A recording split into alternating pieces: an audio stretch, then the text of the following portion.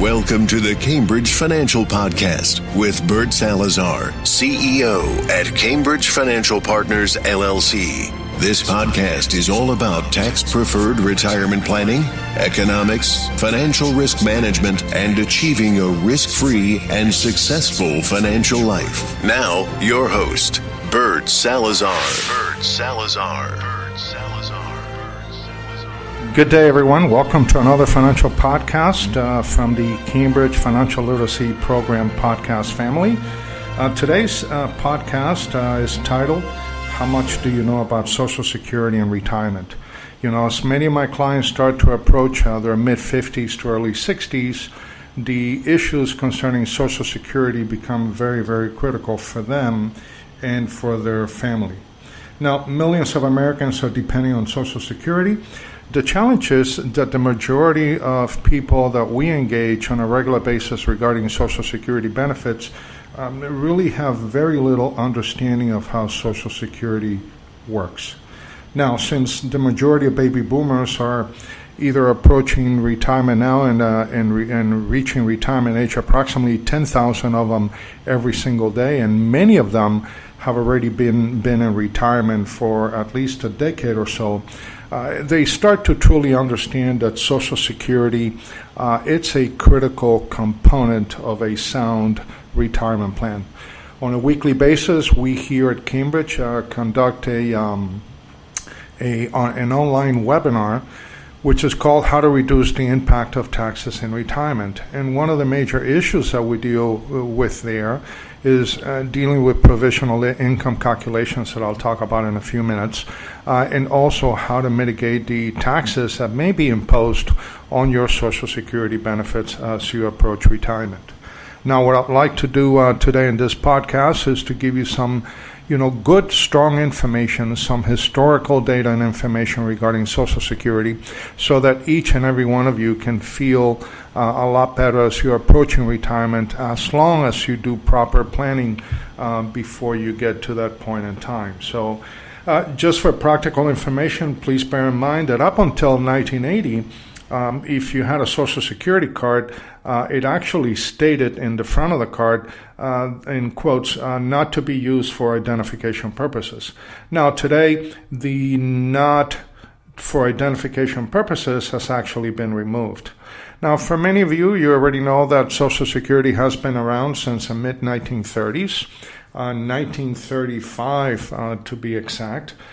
Franklin Roosevelt, who was our president at the time, introduced Social Security in 1935 as a way to provide a basic minimal retirement benefit for Americans in the United States, especially after the majority of Americans at that point in time had gone through the Great Depression of the late 1920s and 30s. So that became a safety line for Americans to be able to do in the future and be able to use in the future from a business perspective. Now, the president made a number of promises, and we'll talk about a few of them along those lines, and let's see how many of those promises are still viable today. One of the main promises that he made was that, participation in the program would be completely voluntary. It's no longer that case. If you are a W-2 income earner, Social Security is mandatory. Not only do you pay Social Security, but also your employer will pay Social Security on your behalf as well. He also made a promise that participants would only have to pay 1% of the first $1,400 of their annual incomes into the program. Today, that number has changed dramatically. Today, participants pay 6.20% of their income up to the annual tax wage base, which kind of increases every year due to inflation. And for 2017, the taxable base wage is $127,200. Now, President Roosevelt also made additional promises. He also promised that participant contributions to the program would be tax deductible for tax purposes every year. And that's not the case. And that was done away many years ago. As a matter of fact, your contributions to Social Security are not tax deductible as you file your income taxes. He also promised that participants' contributions would be placed into an independent trust fund for the Social Security Retirement Program and the Social Security Retirement System only, and it could not be used for any other purpose whatsoever. Now, obviously, that changed under Lyndon Johnson. President Johnson moved the money from the Social Security Retirement Program to the general fund of the United States, and therefore it was spent. That is one of the major problems that we have today with Social Security, because when you look at the unfunded liability for Social Security and Medicare in the United States, it's approximately $120 trillion, meaning that we have $120 trillion of future liability that we're going to have to pay, and we don't have the money to do so because the money was placed in the general account and was used for all kinds of different purposes. Now, as the government took the money from the Social Security Retirement Program and send it over to the general fund. The general fund portion of the government wrote an IOU to the Social Security Retirement System, and that's pretty much where it is today. He also made a promise, and I'm talking about Franklin Roosevelt, he also made a promise that the annuity Social Security payments was being made to retirees, or would be made to retirees, would never be taxed as income. Under Reagan, then Clinton and Gore, up to 85% of Social Security benefits may now be taxed.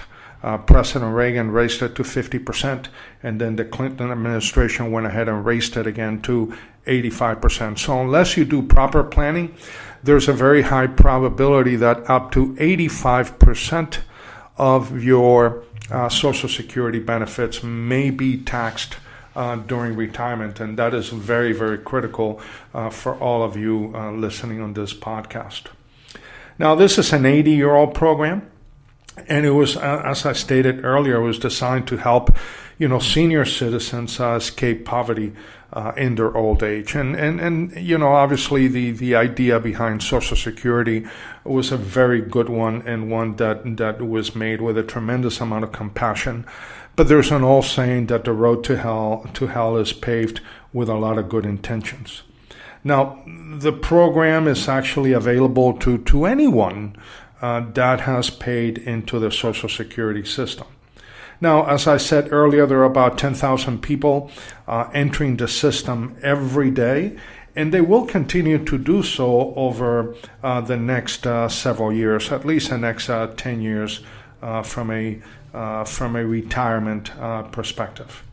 Now, one of the recommendations and one of the advice that we tell our clients as they prepare for retirement and they start do retirement planning with our firm is that, Social Security decisions cannot be made in a vacuum and must be integrated with many other items, issues, and concerns that clients may be looking at. So, for instance, many clients may say, well, I'm eligible for Social Security until age 62, so I'm going to go ahead and pull the trigger at that time. Others may say, no, I want to wait a little bit longer. I want to wait till age 65 or 66 before I do so. Others may want to wait till age 70. But you can't make those decisions in a vacuum and just look at Social Security per se. You have to look at your assets. You have to look at your liabilities. You have to look at your propensity to consume and to spend money. You have to look at your not only the national inflation rate, but also your personal inflation rate. You also need to consider longevity planning. Do you have a pedigree in your family that you tend to, live a fairly short life, or do you live a long life, or are you somewhere in between? So we'll talk a little bit more about that. So these are things that are very, very critical to understand as you approach retirement distribution planning. Now, the Social Security system was also created pretty much as a self-financing program that would collect payroll taxes from workers and then pay them, out to retirees immediately. So it's pretty much a pay-as-you-go system. Now, here's the problem with a pay-and-go system. It's like when you borrow from Peter to pay Paul, everything is fine until Peter runs out of money. And once Peter runs out of money, then Paul and everyone else gets into deep, deep trouble from an economic point of view. Now, in 1946, the ratio between workers and retirees was 46-1, meaning that, for every person that was retired in the United States, there were 46 individuals employed and making contributions on an annual basis to Social Security. So the system was quite viable. Now, that's not the case today. Today, the ratio is 3-1.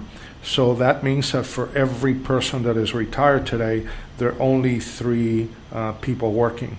And it's going to go lower. In 2026, it is going to go down to 2-1. And obviously, based on the Government Accountability Office and some of the reporting that we're seeing, by the year 2033, the Social Security system will only be able to pay approximately 70% of all the benefits that it had promised to the American worker. Now, what is sad about all of this is that this system is the primary source for income for millions and millions of retirees in the United States. Now, obviously, as a system, it has a number of benefits, and I think it's important in this podcast to talk a little bit about those benefits and the impact that they have on each and every one of us on this podcast.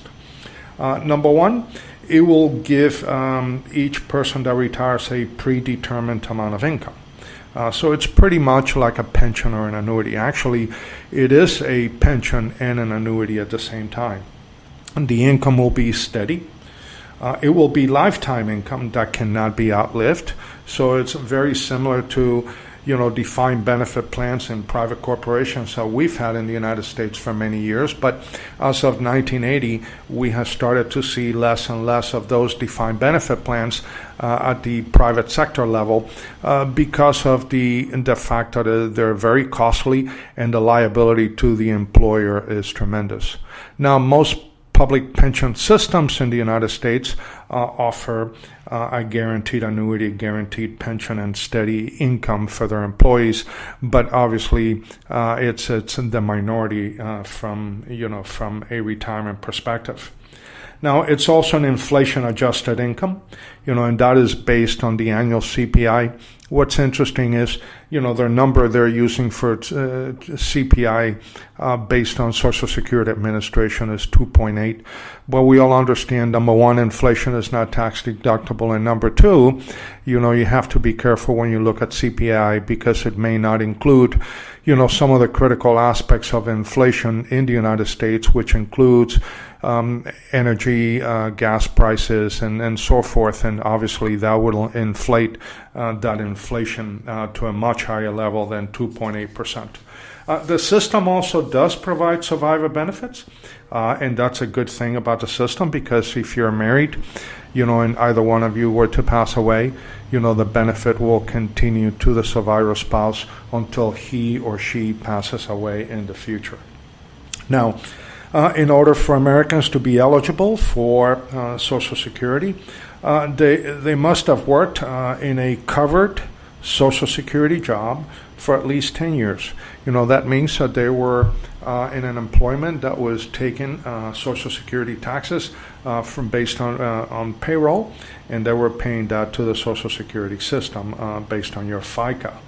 Applicants obviously must have at least 40 credits.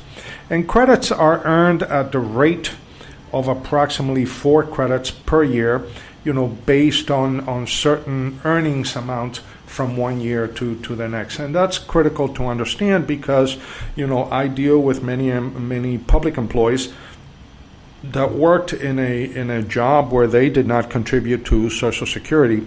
But then when they retired, they started working in a Social Security covered job. And as long as they worked for 10 years and reached 40 credits, then they were eligible for Social Security. Now, for public employees, that brings another issue altogether that we'll talk in a few minutes, but at least there's eligibility that has been met at that point in time. Now, what's interesting is many of my clients, when they come in to visit with us in their late 40s to early 50s, they bring their Social Security statement. And the Social Security statement that you can get on an annual basis, just go to www.ssa.gov and you have the ability to sign up and they'll send you one. They used to do that on paper all the time. They only do it now if you request it. You will get your statements, and your statements are good because it'll tell you not only how much you have contributed to Social Security in previous years on a year-by-year basis, but it will also tell you that if you continue to contribute at certain rates, what your retirement income will be. Well, the challenge for that is that, the exact amount of Social Security benefits that Americans will get in retirement are not going to get computed until they reach the age of 62. And then at that point in time, there are certain calculations that are being done. Now, you don't have to know all this. I'll just give it to you as an informational piece. But they take into consideration the highest 35 years, and those years are tallied and computed. Now, if the applicant for Social Security benefits worked longer than 35 years, then Social Security Administration is going to identify the highest 35 years, and those are the ones that will be taken into account. And if it's less than 35 years, any missing years will be counted as zero, so that will have a negative impact on retirement income. Now, the 35 years of index earnings are totaled, and they're divided by 420, and that's 35 times 12, so that's 35 years of retirement contributions times 12, which are the number of months. And then from there, when you do that multiplication, you arrive at what is known as the AIME, which is the average index monthly earning. Now, a three-part formula is applied to the AIME in order to arrive at your PIA, which is your primary insurance amount, which will help you assist on your retirement benefits and what the calculations will be. Normally, in this calculation, the first $1,860 of your AIME is multiplied times 90%. The amount between $816 and $4,917 is multiplied by 32%. And then the amount over $4,917 is multiplied by 15%. These calculations that I have just walked you through are what is known as bend points, and are adjusted slightly every year for retirement identification purposes. Again, you don't have to know that because the Social Security Administration will do those calculations for you automatically. I think what is important to know, though, is, when does someone qualify for Social Security benefits? And that's what we call FRA, and that's a full retirement age. That means that if you reach your full retirement age, you will not be penalized if you continue to work in any other type of employment, because you will be receiving your full retirement benefits. Now, if you were born between 1953 and 1954, your full retirement age is 66. If you were born in 55, it will be age 66 and 2 months. If you were born in 1956, it would be 66 and 4 months. 1957 would be 66 and 6 months. 1958 would be 66 and 8 months. And if you were born in 1959, it would be age 66 and 10 months. So between the ages of 55 and 59, every year that you move up, it increases by the age of 66 and an additional 2 months. Now, if you were born in 1960 or thereafter, full retirement age is now age 67. Is that bound to change in the future? More than likely it will, because people are living a lot longer today than ever before. So that's something to consider as you plan for your retirement. Now, applicants applying for Social Security at age 62 will receive a benefit which would be equal to 75% of their primary insurance amount. And this reduction of benefits is called the actuarial reduction. Now, it really has no effect on the system, whether someone retires at age 62 or age 70, but it will have an effect on the applicant depending on mortality. Again, if you have longevity on your side of the family, it might behoove you to wait a little longer in order to start receiving your Social Security benefits. If that is not the case, then you may have to pull the trigger at age 62 or somewhere around that number. Now, the other thing to consider is, your finances. Do you need Social Security? Is Social Security benefit a must for you and your family to maintain their standard of living? And those are things that we discuss with our clients as we meet with them regularly. Now, most Americans, and this is quite sad, have no understanding as to the triggering of benefits and their implications on overall economic planning. Whenever we engage clients, we do a complete economic model where we put all of their current assets and their distribution rate of those assets at retirement, and then we create models where we don't take Social Security into consideration, and then we create models in which we do, and we put them side by side to allow our clients interactively to be able to make the right decision for themselves and their families. Now, as I stated earlier, full retirement age starts at age 66. Now, if you were to delay benefits until age 70, you actually earn what is known as delayed credits. And delayed credits are earned at 8% per year to a maximum of 32% at age 70. So if your FRA was age 66 and you waited till age 70, you would gain an additional 8% per year for a total of 4 years, which would equal 32%. Now, certain Social Security benefit techniques allow applicants to maximize on delayed credits. We're not going to be talking about that today. I'll do another podcast on that because that takes a lot more calculations and a lot more discussions along those lines. But by the same token, as I said, one of the benefits that you also have is that you get that cost of living increase or that inflationary increase, which is called a COLA, cost of living allowance. And it's determined every year in October by the Social Security Administration. And actually, it gets adjusted to retirees in the following January. So it is determined in October and then starts with the benefits in the following January. Now, it's based on the year-over-year increase in the Consumer Price Index, and that's how the COLA is calculated. And COLA is also applied to benefits that have not been collected and or paid.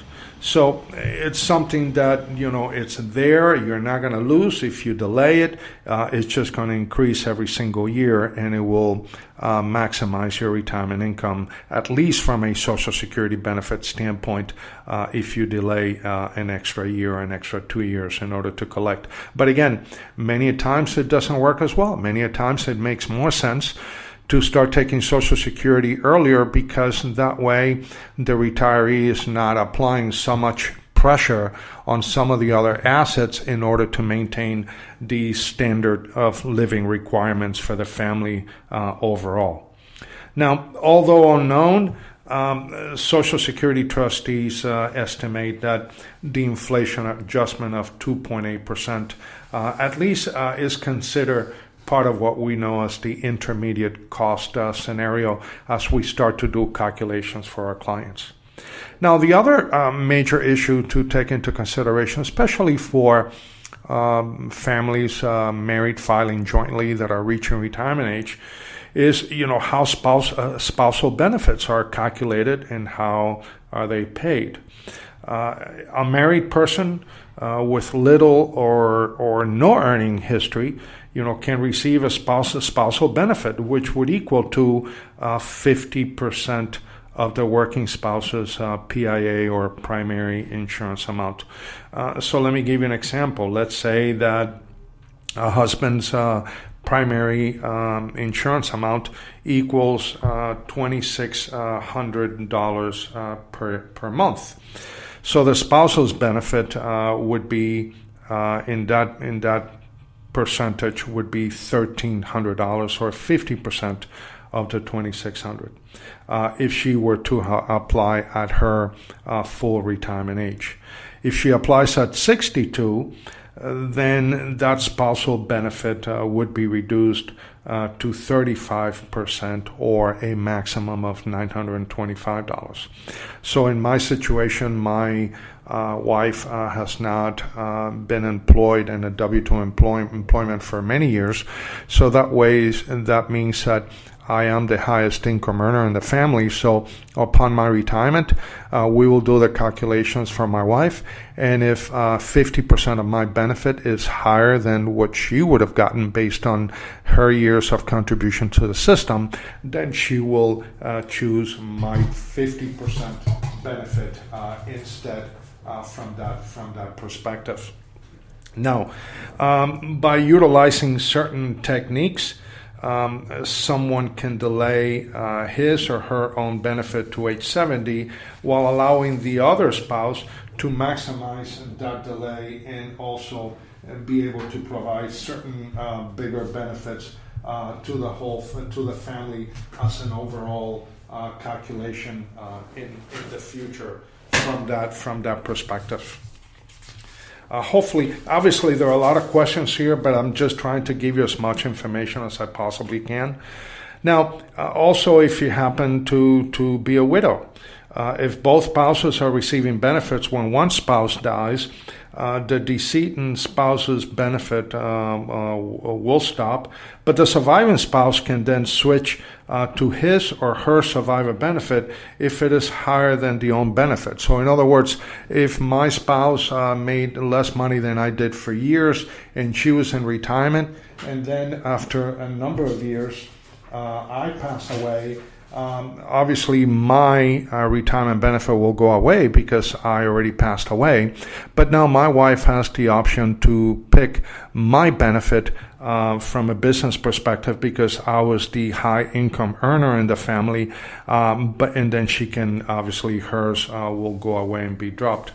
Now, survivor benefits in this scenario would equal 100% of the deceased spouse's benefit as long as the surviving spouse is at FRA, which is a full retirement age. Now, the survivor benefits are based on the actual benefit, not on the PIA. So if I delayed my own personal retirement prior to my demise, then obviously those benefits would have increased, and then my surviving spouse would receive those benefits as well. There's a lot of planning that needs to be done when it comes to widows and Social Security benefits, because although in my situation my wife has the ability to pick the higher benefit, which would have been mine, she loses hers immediately. And how do you plan for that?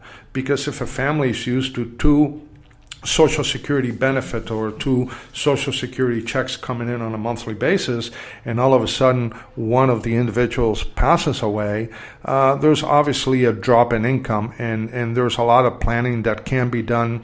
Life insurance plays a major role in Social Security planning and so forth. So this is something that is quite critical and needs to be addressed prior to reaching retirement age.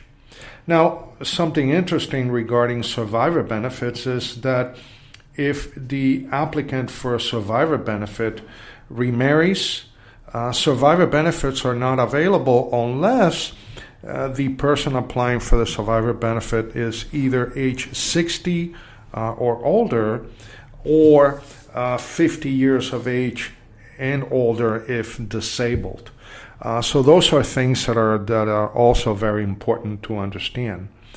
Now, working also affects Social Security benefits, and this is something that we're seeing today more so than ever before. And the reason is simple. Americans are living a lot longer. Inflation is eating away at Social Security benefits or qualified plans or perhaps any other type of benefit that a family may have coming to them. The fact that that a family may be living in retirement for at least 3 decades. Most of the planning that we do at Cambridge, we factor a 3-decade, a 30-year period of calculations because we want to make certain that our clients are not running out of money before they run out of life. Because if getting old is bad, then getting old and having no money is even worse. So if working and receiving Social Security benefits and not at full retirement age, then some of the benefits are withheld. So let's say that you retire at age 62 or you start taking Social Security benefits at age 62, but you continue to work either part-time or full-time. Obviously, there are going to be certain things that you need to watch for. Number one, the maximum amount that can be earned before penalty applies is called the earnings test. So as you get ready for your income taxes, there's going to be an earnings test that's going to be conducted. An earnings test is adjusted for inflation each year. So obviously it goes up every year. In 2016, the earnings test amount was $15,720, is north of $16,000 in 2017. But at the end of the day, where you need to be careful is that for every $2 earned over the earnings test, $1 of benefit is withheld. Now, it doesn't mean that the dollar benefit is going to be lost. It's just going to be withheld and it's going to be recalculated once the retiree reaches full retirement age. And that's something that they call the actuarial reduction for those months where that dollar was withheld until such time that the retiree reached full retirement age. Nevertheless, it might make sense to delay collecting benefits if long-term employment is necessary prior to, full retirement age. So making preparations and planning for retirement is not as easy as 1, 2, 3. There's a lot of issues and concerns that need to be addressed prior to making a decision on Social Security benefits. Now, in the year of leading to and reaching full retirement age, a special rule may withhold $1 for every $3 of earnings. So again, be careful on that calculation from a business perspective. Now, number of my clients, actually I would say about 20% of my clients, are receiving benefits from other types of pension systems. So, pension income does have an effect on Social Security benefits. And most of the clients that I engage, they're not truly aware of this liability, and it's something that is very critical to understand. Now, pension income, not affected if collected from a Social Security cover employment.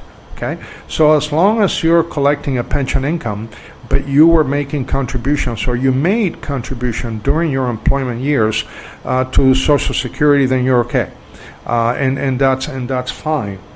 The problem is that if you worked, like for instance, if you were a public safety employee, I deal with a lot of employees that are public safety employees in the state of Florida. The Florida retirement system, the City of Miami Police Department, a lot of those pension systems did not contribute to Social Security. Now, I do deal with federal employees, and the federal retirement system, at least the new system, which is FERS, Federal Employee Retirement System, that one does contribute to Social Security, so there's no issue there. But for my state and county and municipal employees here in the state of Florida that have been working all of their lives in a pension system but did not contribute to Social Security benefit, then they're going to have two major issues that they're going to have to deal with in the future. The first one is called the windfall elimination provision. is called WEP, W-E-P. And that came about in 1983, and it comes into play. So let me give you an example. Let's say that a public employee spent 20 years in a civil service job that was not covered by Social Security, and then dedicated 10 years in a covered job. So that means that they either spent 10 years before working before they went into public service, or they spent 5 years working prior to public service, and then they spent 20 years in public service, and then they left and went back to the private sector and worked another 5 years or 10 years. So they have 20 years of civil service employment and 10 years in a covered job. There's going to be, although the 10 years will qualify the retiree for Social Security benefits, they will have a penalty to deal with. They do have 40 quarters, but they don't have all of the required years of Social Security to avoid that penalty, which would be approximately 30 years in a covered Social Security benefit standpoint. So the windfall elimination provision reduction may also not only affect the retiree while he or she is alive, but it will also affect spousal benefits as well through what is known as the government pension offset, also of 1983. So in 1983, you have the windfall elimination provision, which is for those retirees that worked in a civil service job that did not contribute to Social Security, but then participated in Social Security for 10 years. And it also has an impact under the same system for spousal benefits under the government pension offset. Now, obviously, all of these discussions that we have had now on pension income and how it affects Social Security benefits are not reflected in your Social Security statements by the government, and it won't happen until the applicant actually applies for Social Security benefits. So you have to really wait until the time that the employee or the applicant is going to apply for those benefits before these things are going to come into consideration. I always make certain to educate my public employees in understanding how the windfall elimination provision works and how the pension offset or the government pension offset for spousal benefit will work as well. Now, one of the major challenges that we're having with many of our clients is that many of them don't think that Social Security benefits are taxed. And they're partly correct and more than likely incorrect along those lines. Now, Social Security benefits may be taxable depending on how much other income you earn. So, for instance, if you are collecting Social Security benefits, but along those lines, you're also collecting pension benefits, investment income, employment, even income from tax-free vehicles like municipal bonds, they will be counted toward your final calculation. And one of the things that we specialize in our company in doing is what we call provisional income rule or provisional income calculation. And the provisional income calculation will determine, what percentage of that Social Security benefit is taxed. And the way that we do the calculation is as follows.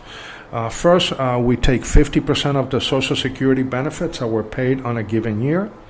Then to that, we add all the income that is coming in from W-2, pensions, IRA distributions, 401k distributions, investment income, and also the income from municipal bond or tax-exempt interest, which is equal to municipal bonds. And if you happen to be married filing jointly, husband and wife, if all of that income, including 50% of the Social Security benefit, exceeds $32,000, or if you're filing or you're single and doing a single filing, or $25,000 for a single individual, then up to 50% of your Social Security benefits will be taxed. So If you're married filing jointly and all of that income is between $32,000 and $44,000, 50% of Social Security benefits may be taxed. Anything over $44,000 of income combined for married filing jointly, or $34,000 if you happen to be single and filing as a single filer, then 85% of those benefits are taxed. So in a nutshell, if all the income is under $32,000 for married filing jointly, you pay no taxes on Social Security benefits. From $32,000 to $44,000, then 50% will be taxable, and anything over $44,000, 85% of your Social Security benefits will be taxable as well. Now, these same thresholds amounts that I just covered with you were established in 1983, but they're not adjusted for inflation, which means, that as people are earning more and more Americans are falling trap to the taxation of Social Security benefits in retirement. And remember, you paid a tax. You paid 6.2% in tax up to your taxable wage base. Your employer did the same thing. And then on top of that, as you retire, if you're married filing jointly and your combined income exceeds $44,000, then up to 85% of your Social Security benefits come into play. And that brings me to a final point here, is that you have to do a lot of planning. And if you want to maximize your retirement income in retirement, and you want to get to a point where all of your Social Security income and most of your other income, it's either reduced significantly from a tax liability standpoint or tax-free, if at all, then you have to do proper planning. But you can't wait until age 62 or age 65 to do the planning. You have to be able to start now. And there are 3 vehicles under the IRS code, and only 3 of all the investment and savings vehicles that are available under the IRS code for Americans today. There are only 3 vehicles that avoid taxation, not only onto themselves, but that have no negative impact and will not create any provisional income liabilities for retirees in retirement. And the 3 vehicles that I'm referring to would be your Roth IRAs, your Roth 401ks, and personal insurance and retirement program or cash value life insurance contracts. Other than that, everything else gets taken into consideration for the provisional income calculation and may have a negative impact on your Social Security benefits. As long as all the income that you have coming to yourself in retirement comes from Roth IRAs, Roth 401ks, and life insurance cash values, then none of it will be taken into consideration. As a matter of fact, you may even qualify for other government benefits like Medicaid and other government programs. So you could have someone earning $150,000 or $200,000 of annual income coming out of these sources, and everything to them would be tax-free. And because they have no reportable and taxable income, they will qualify for things like Medicaid and or food stamps as well. Now, finally, to apply for Social Security benefits is fairly simple. It's not difficult. You can actually go to www.socialsecurity.gov, and that would be for retirement, disability, and spousal benefits only. Not for survivor benefits, though. You can also call and file, and the number is 1-800-772 1213, 1-800-772-1213, or you can actually go in person to your local Social Security office. Now, when you file, you're going to have certain documents available. You're going to have your Social Security number, your name at birth, date and place of birth, citizenship status. Additionally, you're going to have to be able to provide verification of any other pension benefits that you may have. So if you happen to be a private sector employee that had a private pension, or if you were a public sector employee, this is where you now have to bring all that pension documentation so Social Security can do their calculations.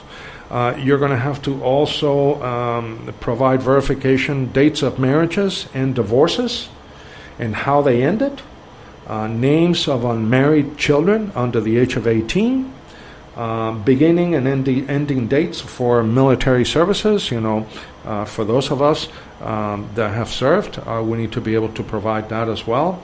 And there may be some other minor items that the government may require from time to time.